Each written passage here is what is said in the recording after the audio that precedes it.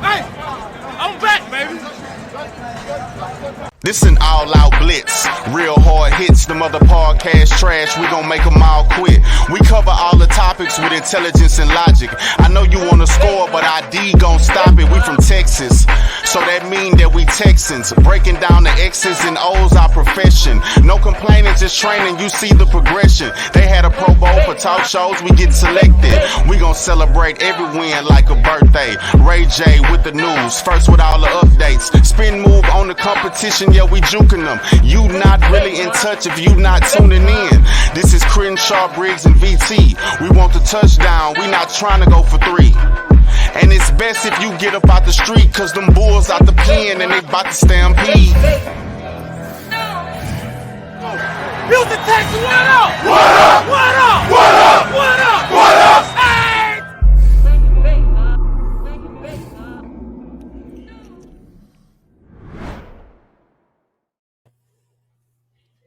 Hey everybody, welcome to the Texans Fan Battle Podcast.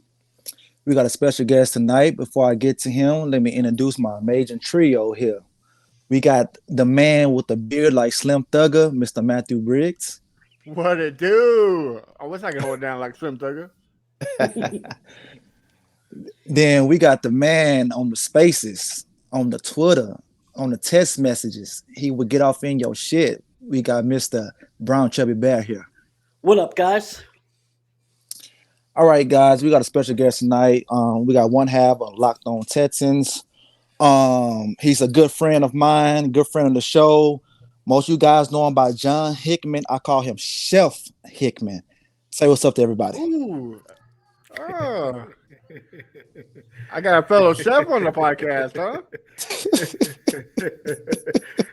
Man, hey guys, thank y'all for having me on. I've been looking forward since my man Crenshaw reached out to me a couple weeks ago, especially considering that it's Black History Month. So the Texans are in a great spot. Everything is kind of looking up for Houston. So with all of that mixed in together, and don't buy into the chef hype, man. And sometimes I'm a house husband and I like to cook. So that's all, man. But thank y'all for having me on today's show. Appreciate you, man. Yeah, 100. Appreciate it. All right, man. Let's get off of Texans news, man. Texans interviewed a couple of coaching candidates on the offense and the defensive side. So, John, talk about the guys you like. Talk about some guys that you think they should interview. Man, I'm not one of those guys that like to kind of speculate too much. I like to allow the franchise, now led by D'Amico Ryans, to go through their process.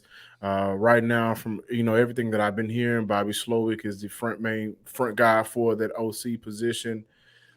Coach Manuel, the safeties coach from the Jets, got that permission to interview him. They almost, had the opportunity to get Chris Harris, but Tennessee swept in and picked him up. In terms of Coach Manuel, man, what he's been able to do with the Jets, I think is ideal for what the Houston Texans would love to see. When you look at a Derek Stingley, Jalen Petrie, the two, now that we're going into their sophomore year, 2 DBs, young DBs, and then you look at some of the vets that can really, thrive in what they've been able to do. If we look at how they were able to kind of cover teams in New York, Steven Nelson and Desmond King. So I like that idea. In terms of who they've interviewed so far or requested permission to interview so far, especially when we looked at Chris Harris and Coach Manuel, both of those coaches are coming from franchises. They got some big boys up front that cause a lot of hell for opposing teams. Chris Harris was over with the Commanders before going to Tennessee, and I think they have the best defensive line unit in the league. We look at what New York has with Carl Lawson and Quentin Williams. Man, they make it hard for quarterbacks to sit back there and pick apart a defense. So when you add that element to those great DBs, it makes their job a whole lot easier. So I say all of that to say that it's going to be imperative for Houston to really invest into their front four this year, no matter who they get, because they just need to upgrade that position and that unit altogether. I like Bobby. I think Bobby Slowick, the potential OC, coming over from San Fran. I think that's probably the most ideal person that you want here in Houston.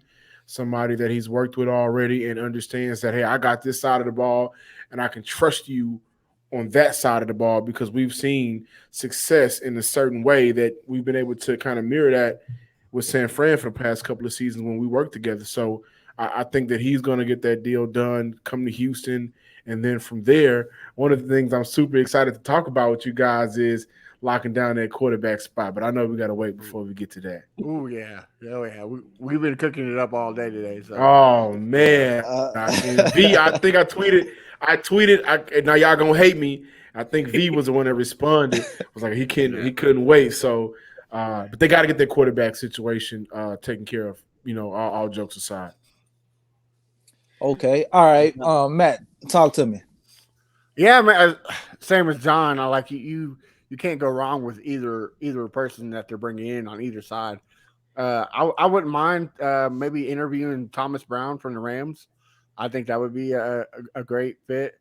That Sean McVay offense, I love it. So I wouldn't mind that. I was a Chris. I know V wasn't.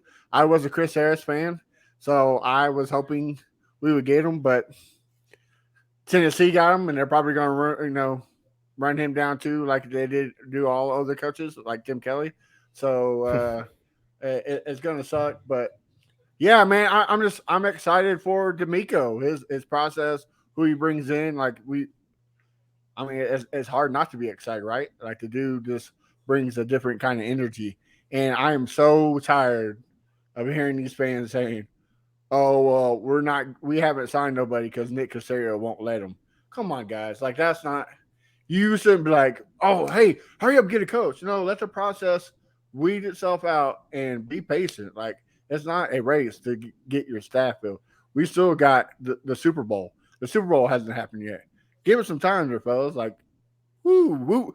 Pull a Martin Lawrence woo-saw there, fellas. Woo-saw. Like, and I think last year with Lovey, I'm sorry to interrupt, but I think last year Lovey didn't make getting the coaching staff ready until like the 13th of February or something like that, like the second week. It was a while. It was a little minute into that process, and you got your guy. Like you got the head coach.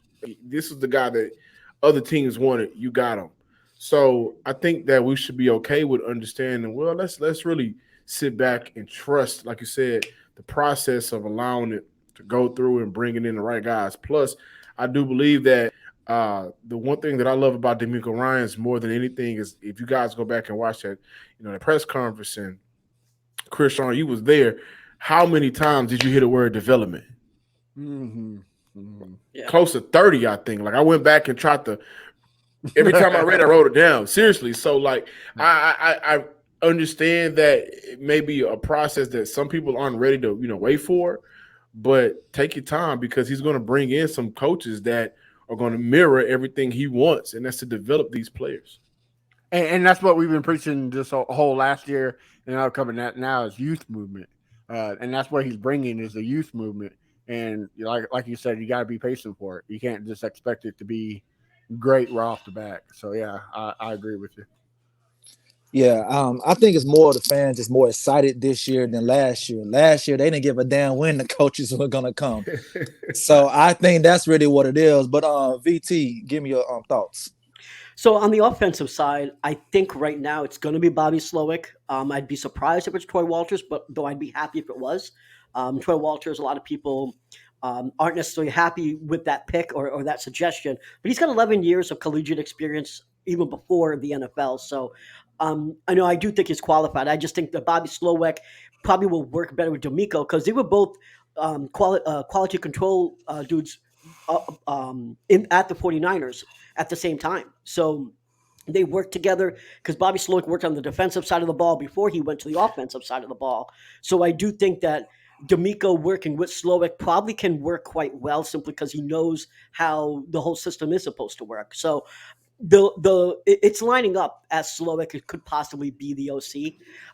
As far as the DCE is concerned, if anyone who follows me on Twitter or watched the podcast before knows that I was pretty much really upset when Chris Corsack decided he was going to stay in San Fran.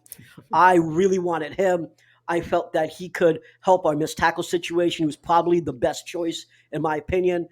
Um, I am not necessarily as upset that we're not getting Chris, only because we have D'Amico. And at the end of the day, whoever we get is going to be molded by D'Amico in D'Amico's system.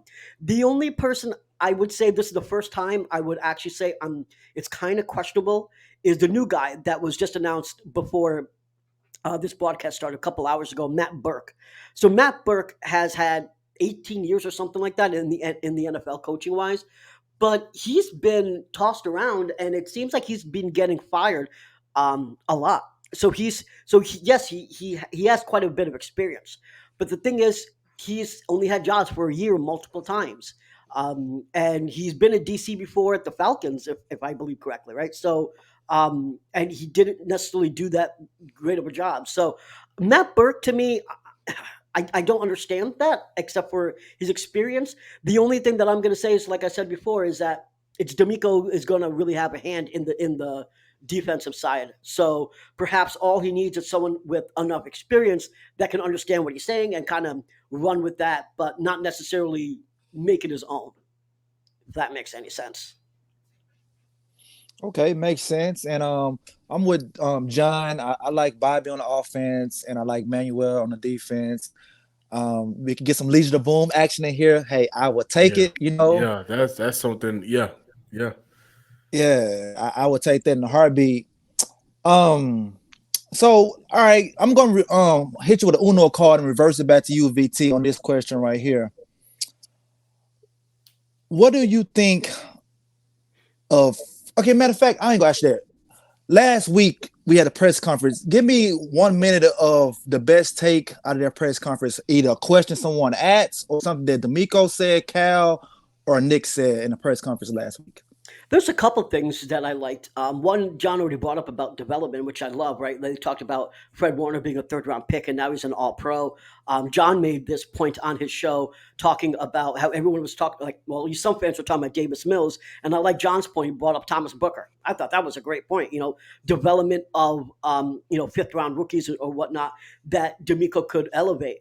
That was definitely one point that I liked. The other point that it's not necessarily a football thing, but it is – it's an art thing at this point, is that he wanted to be here from the moment that he was even talked about it. The fact that he said, make it happen, I want to be here, means something. And because for a long time, with Cully and Lovey, we basically chose these guys because we didn't really have a choice. And even before Lovey, even when we had Josh McCown, no one else was going to give him a head coach position. The fact that we have someone that all 5 head coach needy teams wanted, and yet we got him, is a big deal to me. Yes, we got D'Amico, we've got the picks, we've got the money. It seems like things are trending up.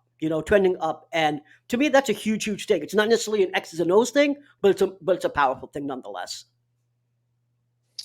All right, Mr. Briggs, talk to me. Yeah, I mean, basically everything what BT and what John said earlier is just the development. You gotta love it, and to me, one thing that I caught that I liked was the excitement out of Nick Caserio, out of Cal McNair. You didn't get that from Lovey. Like it was a different culture change when Lovey got hired, but this is a totally different situation, and I just loved it. I loved the whole atmosphere. Like, I mean, you were there, Crenshaw. I mean, it had to be off the hook. So just watching it was great. So yeah, I love the shift of the movement. Was what I liked about the whole conference. Okay, I like it. John, talk to me. Yeah, man, a couple of things. Let's go back to Matt. Shout out to V, man. Going back to what Matt just said, and Crenshaw, you was there. You felt that electricity through the phones. Right. You know what I mean? Right. Like exactly. you felt it. Now, what I said on our show on Locked On Texans is this franchise has been dead, and it felt like that red carpet was rolled out for a former, Bulls on Parade red jersey wearing player who now can pump some red blood into the veins of this dead franchise. So that's, before we even got to the press conference, it was just like, it's electric. And I hate I couldn't be there. I had to work, but you felt that energy.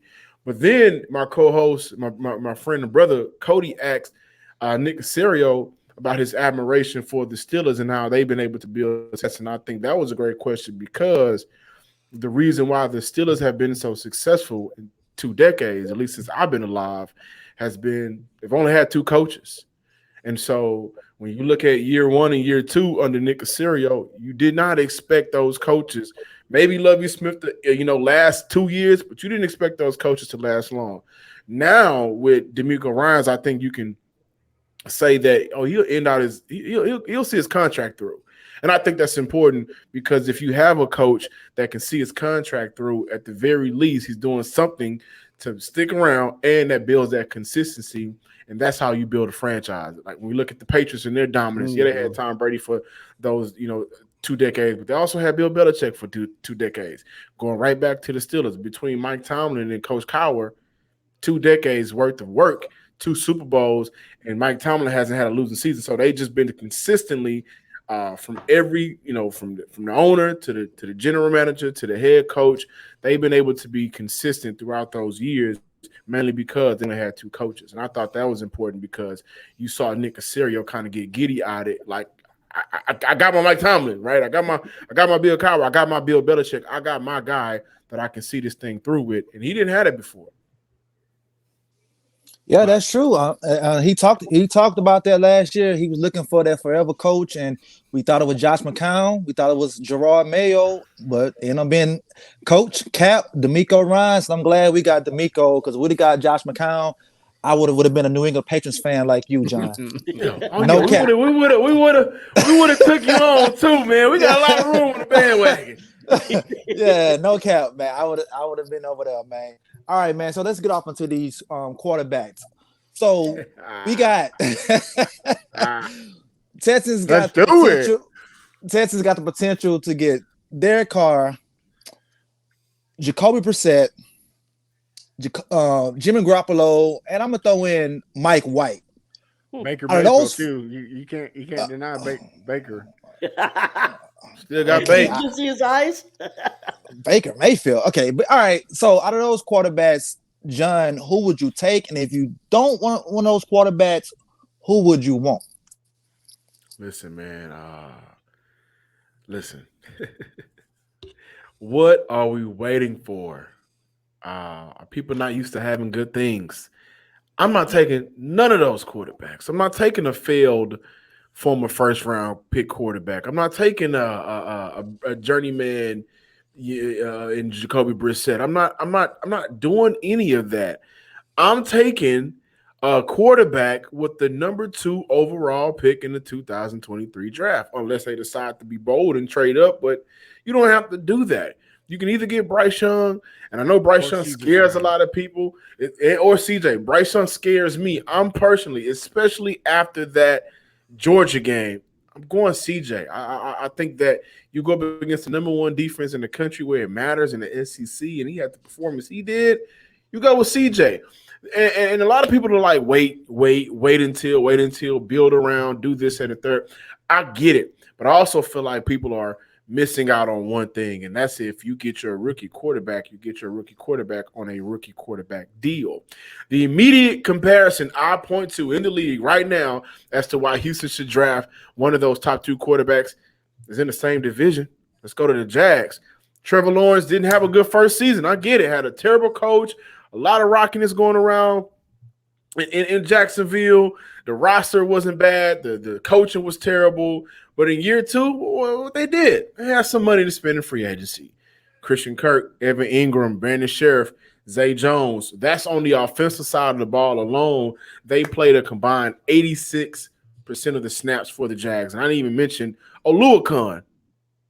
Right? So I think that when you look at the possibility of getting a young quarterback, you have that opportunity to bring your OC in, coach him to what you want that young quarterback to be, right? You don't have to worry about trying to coach Derek Carr now to what you want your system to be, or Jacoby Brissett, who, by the way, I think Jacoby Brissett is a great pro. He can fit in any system because he's just been able to do it for so long.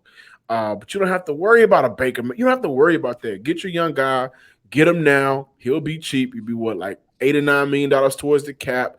something along those lines. I may be off a couple of numbers, but he won't be expensive. And then use this year to coach him up, build him in the direction you want him to go, right? Before you draft him, use this year to build your team in free agency. And then next year, we got a bunch of money coming in. Yeah, you can follow that blueprint that the Jags did. Build with that money because you'll have it to spend. Go ahead and get your quarterback now, man. I'm not wasting time on Jimmy G. I'm not wasting time on Derek Carr. I'm not wasting time on Baker Mayfield or Mike White. And I don't think none of those quarterbacks, at least Derek Carr, Jimmy G, and maybe Baker, should waste time coming to Houston, especially a Derek Carr. You spent all that time in Vegas, Oakland. You probably want to go compete somewhere, and I get it. You don't want to come to Houston, and Houston shouldn't want you. Houston should want to get their guy for the future. And I don't think any of those quarterbacks are for the future guys. That's just me personally.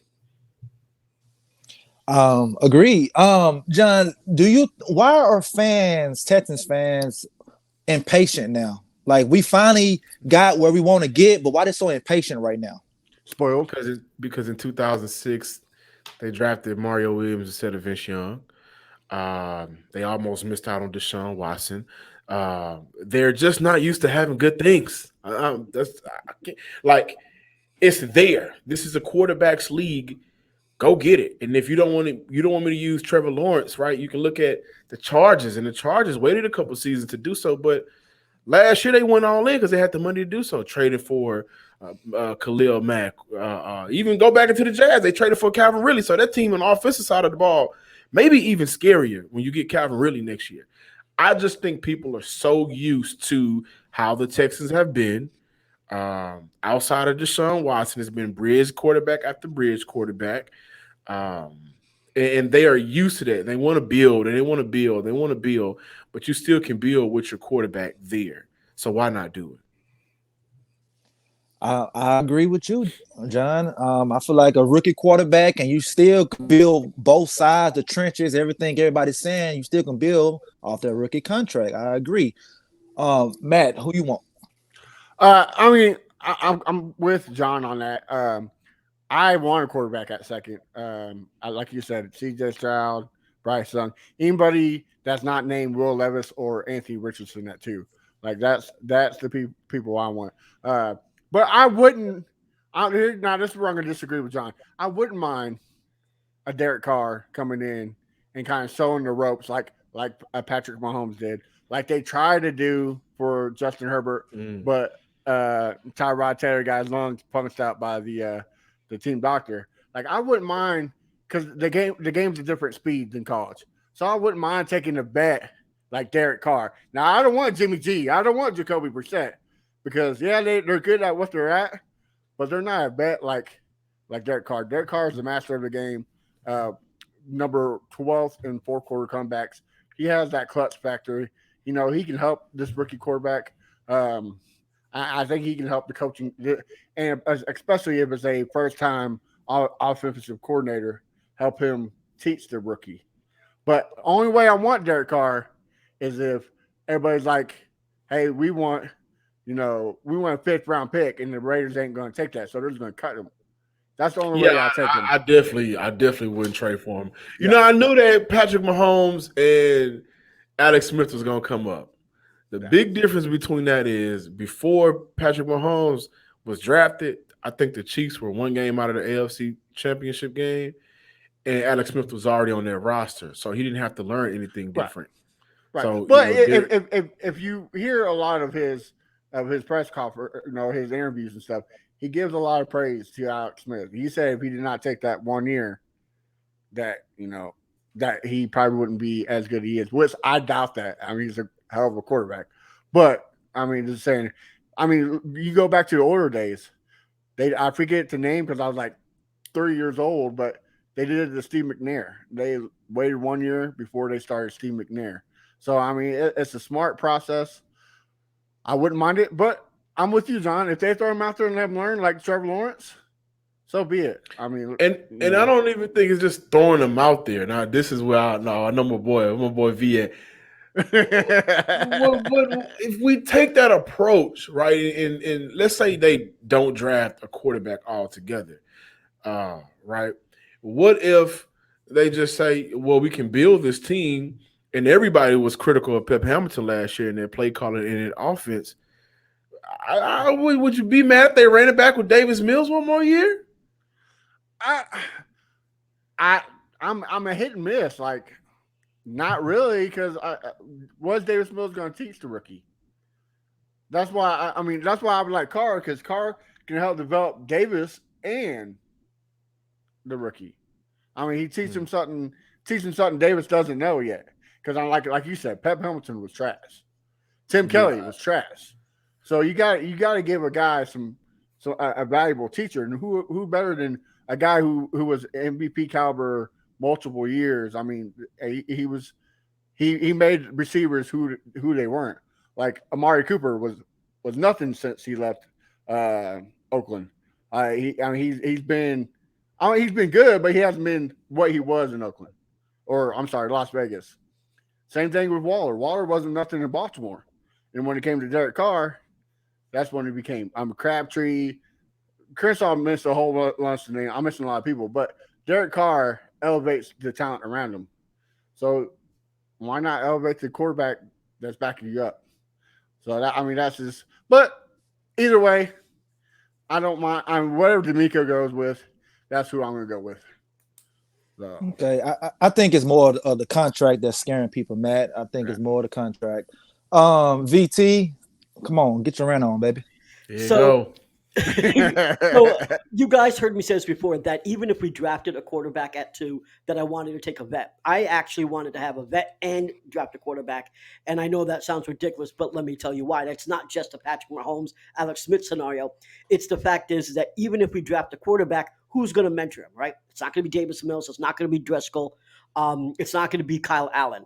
So the reason why I am higher on Jimmy G, bringing him here, isn't necessarily because I think Jimmy G is the future for the Houston Texans, but he's learned from Bill Belichick. He learned from Kyle Shanahan. He worked with Bobby Slowick.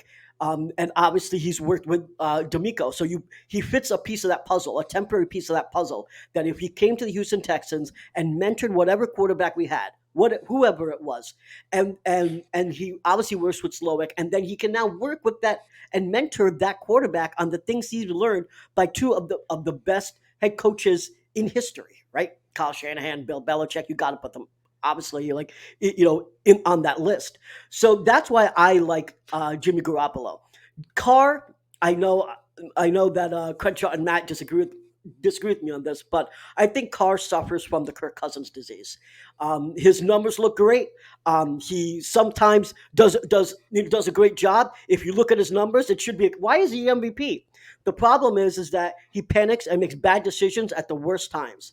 He causes his team to lose. And that's the problem of what Carr has. Jimmy G, what the good thing about Jimmy G is, Jimmy G typically, I'm not saying all the time because he has cost games, but typically Jimmy G's a game manager. He's not going to win you games, he's not going to lose you games, but he'll keep you in if all the pieces are all right. And frankly, for a mentor, you really just want someone that can mentor a quarterback, that can bring him in the system. And the other, any other quarterback, I don't want Derek Carr for the reasons I just mentioned. I don't want Baker Mayfield because what is Baker Mayfield going to mentor? Nothing. So the reason to bring a bridge quarterback here, in my opinion, is because we've drafted a quarterback at number 2 and we need to teach him. None of the quarterbacks in the draft, I don't care if it's Bryce Young, C.J. Stroud, Will Levis, Anthony Richardson, are going to be good out of the gate. Not even Bryce Young. So I would want someone to actually sit and mentor them. And without that, I think we could be looking at a relatively poor season if we don't have some sort of QB coach there. Be real quick. You're right. Jimmy G will be sitting with him and mentor him, because that's what he's going to do, is get hurt and sit down and mentor him, because that's all he does is get hurt. And the thing is, I'm perfectly fine with that. I don't want Jimmy G here to simply play the season, right? Like, I would be happy if Jimmy G played 3 or 4 games and then the rookie took over. I'm not getting Jimmy G to play for us the entire season. And I get what you're saying too, V, about Derek Carr, but also you got to look at his. He had 16 in crucial time turnovers. I mean, that's really great for how long he's played. That's either in 5 minutes of quarterback play, or within a one possession score change. And he also is top 12 in most comebacks. I mean, that's pretty clutch. Like I don't think I don't think you put him in there with Kirk Cousins quite yet. I mean, Kirk Cousins is god awful at being, clutch. Yeah, Derek Carr not so much. And the reason why I picked Derek Carr because Jimmy G, like you said, Jimmy G is a good game manager. Derek Carr, he knows how to read the blitz. He's a great quarterback. He knows when to audible. He knows when to shift. Jimmy G to me, he doesn't. He rolls with it. So I think Derek Carr is more of a master of the game, and that's why I would like Jimmy G or Carr over Jimmy G. Go ahead, John. I didn't mean to cut you off. No, I definitely see where V is coming from. Simply because you do want somebody here that can kind of bring your quarterback along. But I would 100% agree with you if this was Lovie Smith or David Culley. Right. I 50, I'm half and half, 50-50, where I'm like, I can see where you go. I understand that, but then I also simply do trust D'Amico Ryans to put a staff together to develop these players. And so with that being said, I'm more so of go with what you got, draft what you need. And of course, they will address their quarterback position. I don't expect for no Kyle Allen or Jeff Driscoll to be back, but they'll bring in the third quarterback, maybe stash him on a practice squad, get him right through our preseason. You know how it goes. But overall, that's the only reason why. That's the biggest reason why I say where I'm like, I don't think we need a Derek Carr. I don't think we need a Baker or any of those guys because I simply do trust D'Amico Ryans as a development coach more than anything, honestly. So, I do want to address the Will Levis and Anthony Richardson. Listen, I'm one of the guys that just simply don't believe in Anthony Richardson or Will Levis for the Texans. I think specifically Anthony Richardson. I think a good scenario for him will be for a team that made it to the playoffs but may need a quarterback for the future. Seattle. Right, where you're talking about sitting and learning. I know they're going to bring back Geno, I think, on a team-friendly deal where they can get Geno back for maybe 2 years, get him on that, get him back over in Seattle. But, man, I think Anthony Richardson and Pete Carroll and sitting behind Geno for some time and learning would be a perfect situation.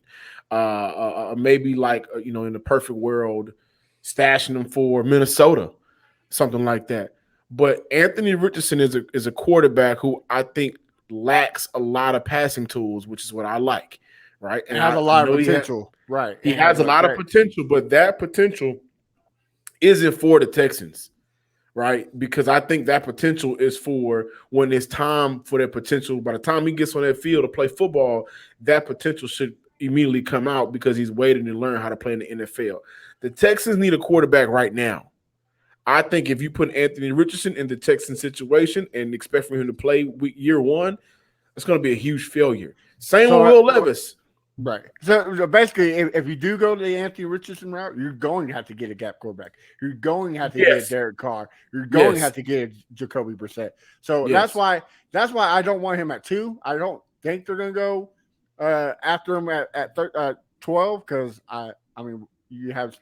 This draft is so great at positional players. I don't think you gamble at getting a quarterback at 12. You get it at 2, you get it over with, and you move on. That's my opinion. I think that's what you need to do. And just build, like you've been saying, just build your roster through the draft. Can I just say something about Anthony Richardson? Because I know I'm probably the only one that likes him at all. But Anthony Richardson, to me, is that athletic freak, and we know that D'Amico likes mobile quarterbacks. He's a 6'4", 240-pound quarterback that could potentially run a 4.4. He already runs a sub 4.5. So he's saying that he can run a sub 4.4. I think it was 4.58. I believe that he ran in high school. He could throw 70 yards. Yes, he's completely underdeveloped as a passer. 100% agree. But he only started having a quarterback coach 1 year ago. It's not like his wide receiver group was terrible this past season. Yes, and horrible, right? So the thing is, we're basing a lot of things on what he is already, and his ceiling is actually very, very high. In fact, I believe he has the highest ceiling of all top quarterbacks that we're talking about. So because of his athleticism, right? The scouts have said that he's a mix between a wide receiver and a linebacker because of his speed and his size. He hurdles like a Josh Allen, and he threw, and he throws with a cannon. I actually said my hot take for him was that if he goes into the right place, he can be a better Cam Newton eventually. Not year one, not year two, eventually. So I think there is a place for him. I actually think that he could end up at the Panthers, and in year three could really ball out.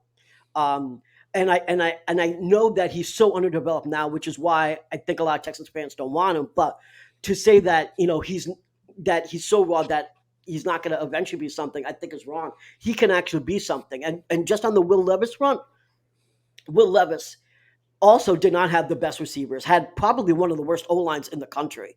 All of his guys left. All of his guys left. He broke his finger, he hurt his shoulder, and he hurt his toe, and still played.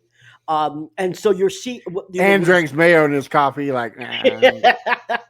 I think that's probably helping him. But nonetheless, Wan'Dale Robinson hasn't done much, but Will Levis got him drafted essentially.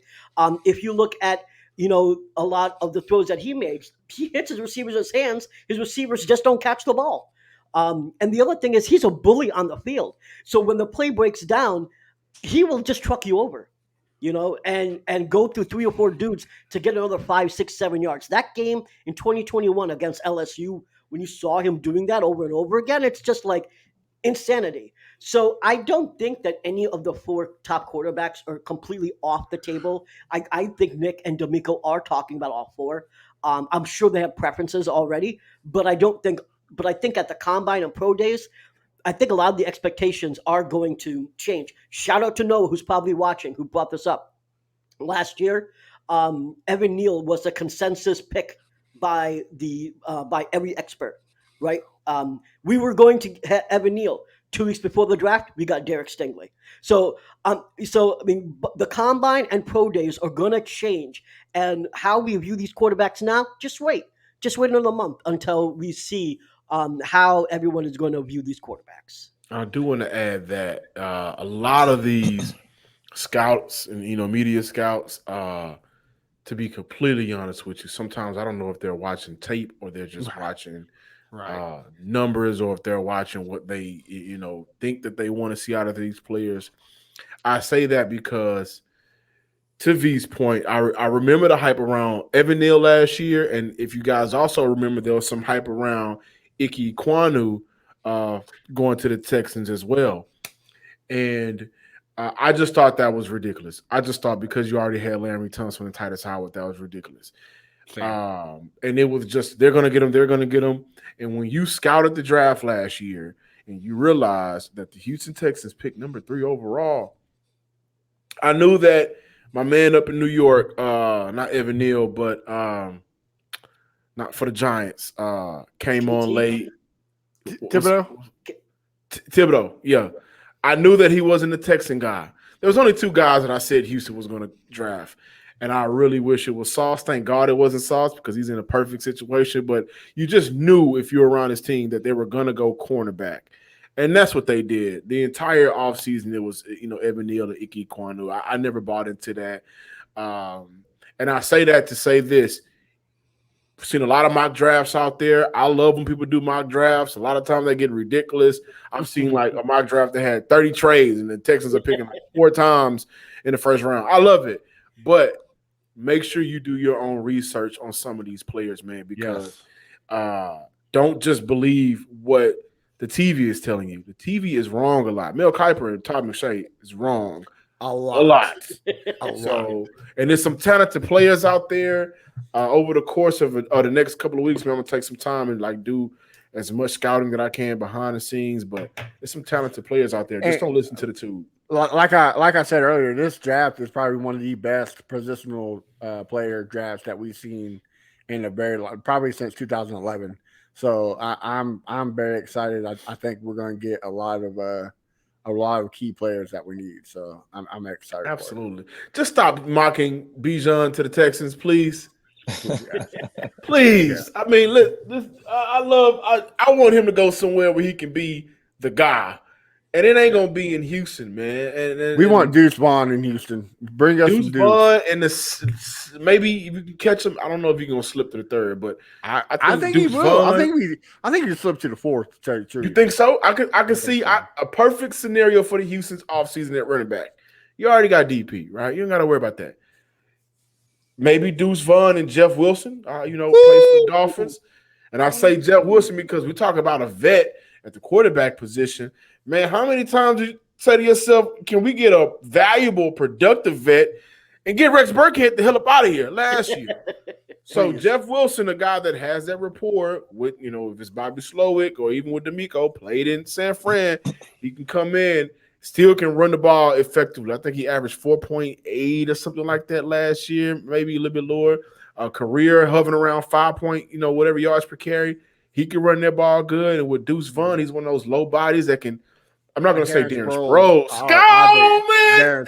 I didn't want to say it. I didn't want to say it. It's hard. I mean, the gameplay, the build. I mean, all of it is Darren Sproles. I mean, I didn't want to say it. He runs like Darren Sproles. He catches like Darren Sproles. Hell, he's built like Darren Sproles. I mean, okay, we could just say Danny. What was your boy name? Danny Woodhead. Danny Woodhead. What about Danny Woodhead? Yeah. Nah, he's way better. Way better than that. Way better. I love Mr. Danny Woodhead, but yeah. All right. Well, John McClain said on this show that over the months, the quarterbacks are going to change, going to flip flop. CJ Bryce. So we got to be patient. Mr. John, I know you got to get up out of here.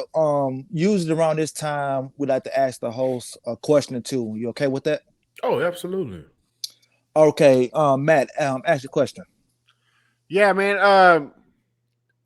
We love your dedication on the Texans, Locked On Texans. You're probably the top two, probably number one, if we're gonna be honest. Just kind of tell us what's the dedication that it takes to be that prestige. Man, I wouldn't even say prestige, man. So I don't say this because Crenshaw actually met me and came to my home. Prestige, I think, takes you away from real people.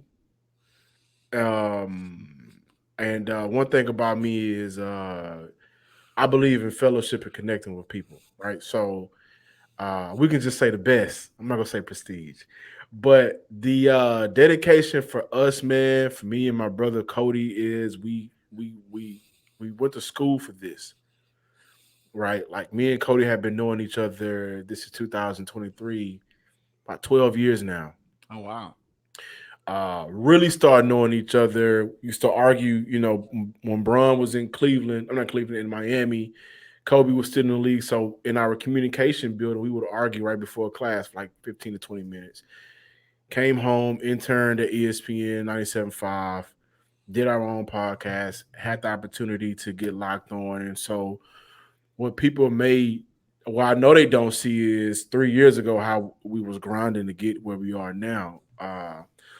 That first season, there was so many times we would just ask each other, "Are you sure you want to do this? You still want to keep going? You still want to keep going?" But both of us I know I can honestly say it, and I know him, so he can honestly say it. And I don't do anything in terms of sports, whatever the case is, without my brother. We don't do this for money. We do this because we've sacrificed a whole hell of a lot of time. A hell of a lot of just every sacrificed to get to where we are, and the sacrifice, the love and respect that we have for one another, because Cody does it all, right? I do want to take some time to shout out my brother. Cody covers the Rockets. Cody covers the Texans. If you guys don't know about the SaberCat, the rugby team in Houston, Cody helped get that team off the ground in many different ways. So when I tell you he's up grinding from 5 a.m. sometimes. If the Rockets go to overtime, damn, midnight. You know what I mean? Yeah. So I see him grind, and I'm like, you're not going to outgrind me. You know what I mean? Not in the way like I'm hating, but we got to keep it going. And that's my motivation, right? Just continuously working, trying to leave a legacy and connecting with people, man. Like I said, I believe in brotherhood, fellowship, and I love connecting with people. I may disagree with you. Perfect example. Like I got on here, and me and V good money, but me and V have disagreed on Twitter. I'm never gonna take it where it's just crazy because that's what this is about, right? You get an opportunity to meet people, let people speak their mind, and hopefully people can be adults about it and disagree or whatever. So it's all about meeting people. It's all about making connections. And it's all about the grind each and Yes, every sir. day. Love it. Loving what you do. Love it. Yeah, that's a hell of an answer. Yeah. VT asked your question. Yeah, I'd like to know, like, obviously you just explained eloquently about why you're doing what you're doing, but have there been a specific moment um, in your life where you said, I know you went to school for this and stuff, but was there a moment that just said, this is exactly what I want to do and why? Like, I understand, like, yes, you went to school and stuff for this, but there has to be some sort of moment where you decided, I'm going to dedicate a large part of my life to doing this. And what Yeah, was that moment? man, I was a kid, man. So V, I know you're not from Houston. My man, are you from Houston? Yes, sir. Okay, so I know. Do y'all remember they used to have like the Sunday fun days in the park downtown in Houston, downtown Houston? This one, the city was just beautiful. Mm. So it was a news station there, and I have the recording somewhere at my grandmother's house, but I just got on there like I was on the news, and I'm John Hickman from downtown Houston. I couldn't say Houston at the time. So I always knew that I was going to be in front of a camera or behind a microphone. I've always knew I was going to be something. I've always been me, like been able to talk and everything. Um, Tried out for Lamar University football team my freshman year, didn't make it. Tried to go through their process, and the more I went through their process, the more I was like, I don't really feel like playing. And shout out to Ahmad Rashad. Shout out to Man Hatter. Without those two men, watching those two black men, when I was a kid, Ahmad Rashad on Saturdays when the cartoons would go off, and he's going around doing these amazing interviews, but he's not doing it with a suit on, and he's not necessarily at that time in America just the proper way. He's doing it with the athletes that look like him, and they're able to be who we are. Right. That was a huge impression on me. And then 97.9 Mad Hatter in the morning show. Like I definitely wouldn't be where I am without them. Meeting Mad Hatter, meeting J Mac, meeting the Tay when she was on 97.9 and that whole crew going up to 97.9 the box and just seeing how everything works and just being so, like starstruck, like this is crazy. You can make an impact on people and they never even see you. I got a chance to see some of those people at the time where I was just like, these are heroes. So between those two men and my mom just always putting me in front of a crowd. I've been in every play, church play, school play, sung songs, rapped everything, being comfortable behind a mic, and she teaching me how to, be in front of a crowd. I've always knew that. I've always knew that I was going to be in front of a microphone, and when I realized that it was sports was the way that I can connect with people, I just took it and ran with it. Okay. Yeah, that's deep. That's deep, man. See, this the side of you that fans don't get to hear, and I'm glad you were able to share that on the show. And the reason why we like to do this segment on the show. A lot of people don't get to ask these questions. The question for me though, John, do you ever get tired? I'm tired right now. Yeah. So last year I got married. I had a wedding. Working at a crazy job, better than what I am right now. I'm better now than I was. I got tired so much, man, and I think I may get more tired now because I'm in my field full time. So from whatever time I wake up till maybe however late we record, I'm doing some type of communication, talking, writing, whatever the case is. So to answer your question, I get tired a lot. Um, this is I think going on our fourth season with the Locked On Texans. I get tired a lot, man. I like no joke. I just tired, but my passion outweighs it. if I need to take a day, I will take a day, and then I'll make it up. So if I take a Wednesday off, I just record on Friday or Saturday, and we'll get another show out if we can. So, but I get tired all the time, man. What's that old saying? What's worth having is worth working for. So by the time I leave Locked On Texans, man, wherever I go next, I want it to be bigger and better. And me getting tired, and if I don't perform like I consistently, can hinder me wherever I go next. So I get tired a lot. I'm not joking. I'm tired right now, but I really do love what I do, man. All right, no joke. Crenshaw, do you get tired, man? You doing sports podcast, cheesecake? Y'all know about Crenshaw's cheesecake. Fire. Boy, he went Fire. to open up like, I got a chef on the show. I got a cheesecake plug on the show. Y'all don't know that, man. Cheesecake. I still got the video of John's bite reaction. I'm about to send it to you guys. It's incredible. I think It's incredible. I think I already saw it, but yeah. I gotta send it to VT. Yeah, I gotta send it to VT. But okay, on that note, we're gonna end the show on that note. So before I end the show, I want to shout out Nicole Lynn to be the first Black African American to represent a quarterback at the Super Bowl. I want to shout her out. You know, Black History Month. I want to shout out Patrick Mahomes and Jalen Hurts as well.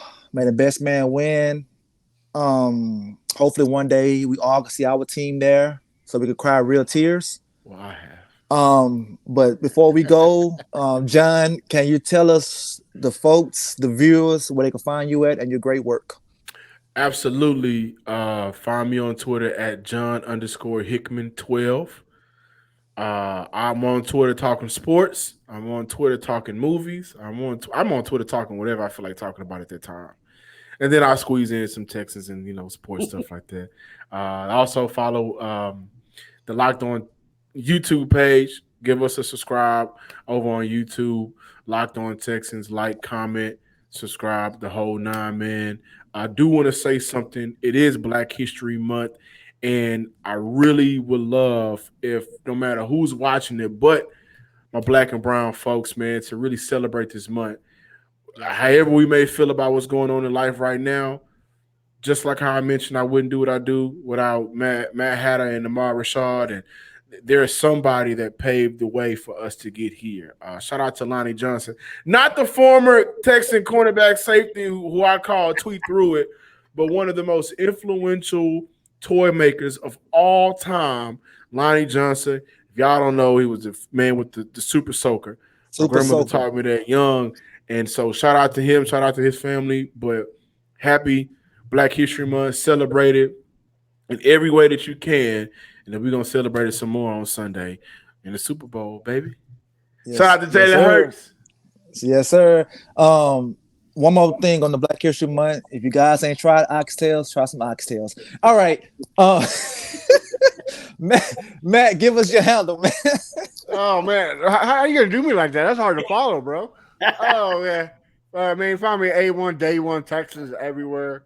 Make sure you, like John said, make sure you like, subscribe, comment on his YouTube, but also on ours, Texans Fan Battle, and also Fan Battle Sports. So great stuff. Check us out. We appreciate the love. All right, Mr. VT, tell everybody about your amazing work.